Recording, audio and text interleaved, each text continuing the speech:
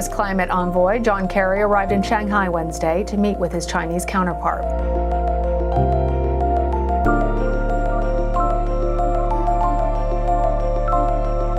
I knew that nothing we try to do would have that much meaning if we did not somehow have China at the table.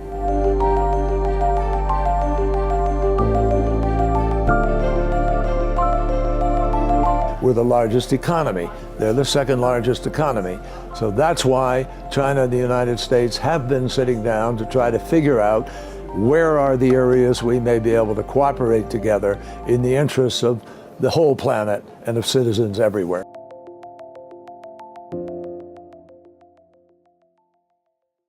Hello again, I'm Jonathan Capehart, Associate Editor at the Washington Post.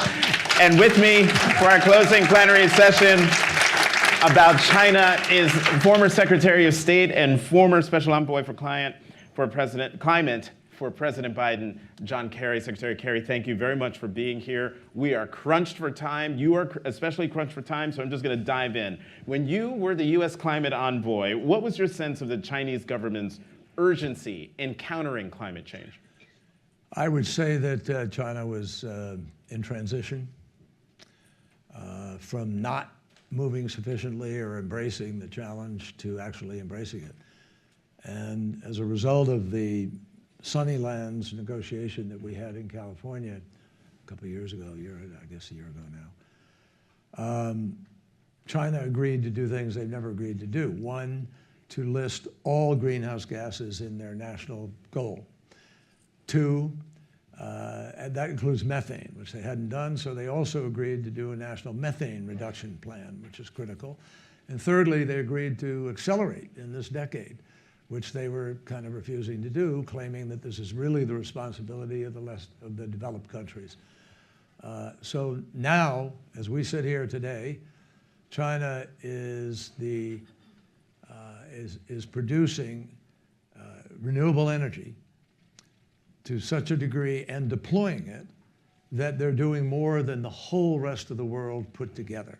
Staggering amount of power they're bringing online. And this is to the world's benefit. So I know a lot of rifles and guns and whatever are, sort of pointed at that direction by politicians who don't want to look at what's going on. But what's going on is we found a way to cooperate because we talked, we did it with a certain level of mutual respect, and we moved the ball forward. And it was the only area in which we really made gains with China in the last 4 years. Well, on that point of China being way out ahead of the rest of the world on renewable energy, what can the United States learn from China's clean energy revolution? Make decisions, make Congress work, get your asses in gear, and stop screwing around.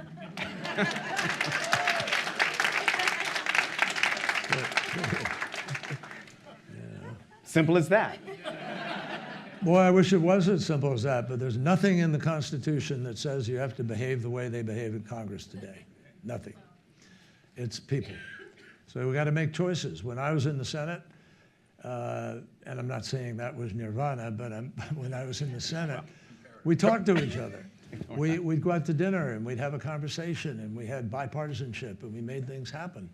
That's a sin today. I mean, and people just don't have the time to do that either because the entire system is made into a money machine where you just have to be raising X amount of money all the time. So you get out of Washington Thursday night, you come back maybe for a bed check vote, as we called them, on Tuesday, Monday night sometimes, and that's dysfunctional. It just doesn't work. We're supposed to talk about China, but with regard to climate and the dysfunction in Washington when it comes to climate, and the way things have changed since you were in the Senate, do you miss John McCain? Do you miss the old Senator Lindsey Graham, who were all about carbon capture and carbon tax and doing something about the climate? And then we'll get back to China. Well, I certainly miss John McCain, as a lot of people do, because he was ready to work in a bipartisan way, and he was regularly calling for regular order, as we called it. And that's what we need. We need people who will dare to cross the line and find it. Look at what Senator Langford did with respect to immigration. And he works his heart out. He did it in good faith. They come together. There are a whole group of Republican senators who said, we support this. Could have passed. And it didn't, for one simple reason. The candidate for president in the Republican Party called his party and said, don't do it. It'll help the Democrats. Well, what we need, obviously, is somebody who's prepared to help the country, not party. So one of the ways China has been able to do what it's doing on renewable energy and climate is that it has a president who's basically a dictator. I believe President Biden has called him that. So how does President Xi think about climate, and how did you navigate negotiations with a country that doesn't want to be seen as caving into pressure, especially from the United States? So two things I want to make clear. One, President Xi has taken charge of and is in charge of the climate issue. And he shepherds that personally in very realistic ways. And he has. He knows this is a major issue. Obviously, China has challenges. They have an economy that has been based on coal for years and years. Economic disruption is perhaps one of the central fears of China's government. And therefore, they built more coal as a hedge against what may or may not be able to be achieved with the renewables that they're deploying. But, and the second thing I was going to say is that, China, I'm not sitting up here excusing China for certain things that they do and have done that we don't agree with and don't accept. But you can sit down with a country without having to say yes to anything.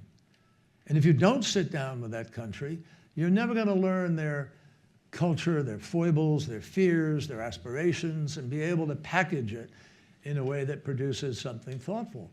So I think, in the case of China on that subject, that we obviously, let me run through it. I mean, I could just pick these out of the sky quickly right now without having thought about it a lot, but Uyghurs, Hong Kong, South China Sea, 9-dash line, pressure on other countries in the region to hew the line, and particularly with respect to Taiwan and threats. Taiwan itself, Kim Jong-un, nuclear weapons, access to the marketplace, theft of intellectual property. I mean, you just run the list of these things. Hong Kong, they all matter. But you're not going to have an impact on it. You can't take 15 things with a major player like China, the second largest economy in the world, and think that you're just going to walk into the room and say, oh, do this and do that. Those days are over, it's done. That's not how the world works now. We rebuilt countries after World War II with the theme that we want you to be democracies, we want you to grow, we want you to be contributors to the global dialogue and to global exercise of power. And guess what? They did it. Germany and Japan are now two of the strongest democratic allies we have in the world, and among the strongest economies in the world. In fact, they are together, Germany and Japan, at $4 trillion of economy, and they're the third and fourth largest economies behind the United States and China.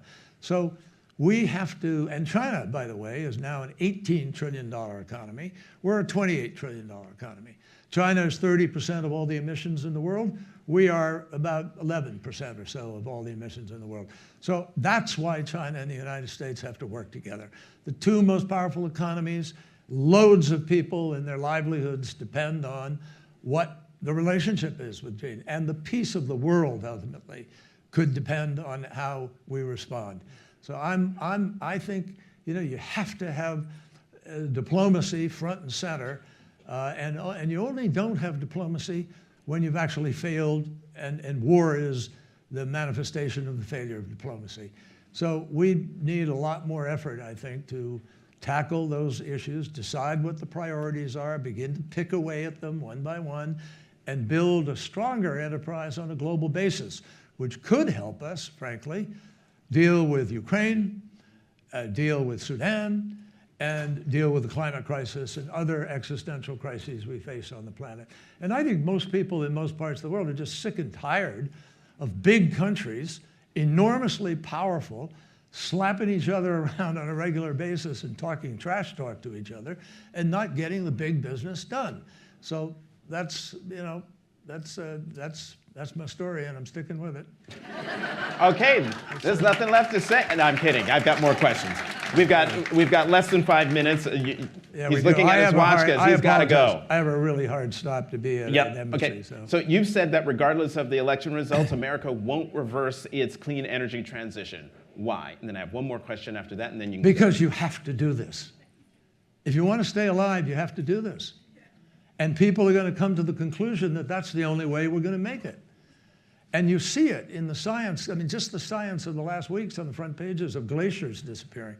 You know, I wish the people who had the money and take the time to go do glacier goodbye tourism would actually put the money and their time into stopping them from going away. It would be helpful. We need all hands on deck in this effort. Honestly, I'm not joking about this. The warming of the planet from 1970 to 2014 was linear. Every year, 1.18 degrees centigrade. In 2014, it started to shift. Now it is linear at a higher level. It's about 0.28 every single year. We've probably blown past 1.5 degrees as a limit, and we're now looking at how do we get control of this and then claw back, if we can, to an area that would be far less damaging to people all around the world. And so, folks, this is not complicated. It's the most damning thing in the world that what is causing this crisis of humanity is simple. I mean, it's burning fossil fuel, unmitigated, not capturing the emissions, in order to light our buildings and heat our homes and drive our vehicles. That's what it is. We have alternatives today. Solar is now 90% cheaper than it was about 10, 15 years ago. You heard those great entrepreneurs up here. In fact, I think Fervo is a terrific company. I've been looking at it personally as something that really represents an alternative for a way to approach things. I think, you know, ion air batteries and so forth, what Matteo was talking about. And I've been to visit the Livermore lab and the Commonwealth fusion plant being built in Massachusetts. So I believe in these things. That's where we might save ourselves, but we have to accelerate the deployment of capital. We have to accelerate the transition. We agreed, 200 nations strong in Dubai last year, that we're going to transition away from fossil fuel. Well, I want to see that. It's not happening right now. And in fact, it's going the opposite way. So folks, we all have a responsibility. What I learned in 1970, when I came back from Vietnam, became active in the Earth Day, the first Earth Day, was we targeted the 12 worst votes in the United States Congress. We labeled them the Dirty Dozen. And we beat 7 of them in that election. You know what happened? In the next Congress, people shuddered at the prospect of losing their seats. This was a voting issue. And by being a voting issue, we passed the Clean Air Act, safe drinking water, marine mammal protection, coastal zone management, endangered species, and we created the Environmental Protection Agency of the United States of America. All that came out of accountability from citizens. So that's what we have to do, and I got to run. I apologize. Secretary John Kerry, the 68th Secretary of State, former Special Climate Envoy, thank you very much. Thank you. Thank you all.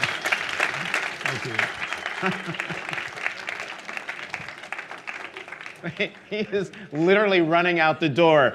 Thanks to all of you in the room and joining us online for joining us today. This concludes today's Climate Summit and our journey around the world exploring the global stakes of climate change. Please join us for a reception just outside the room. My colleagues and I would love to say hello. And while you're out there, check out Hannah Good's live illustration of the summit.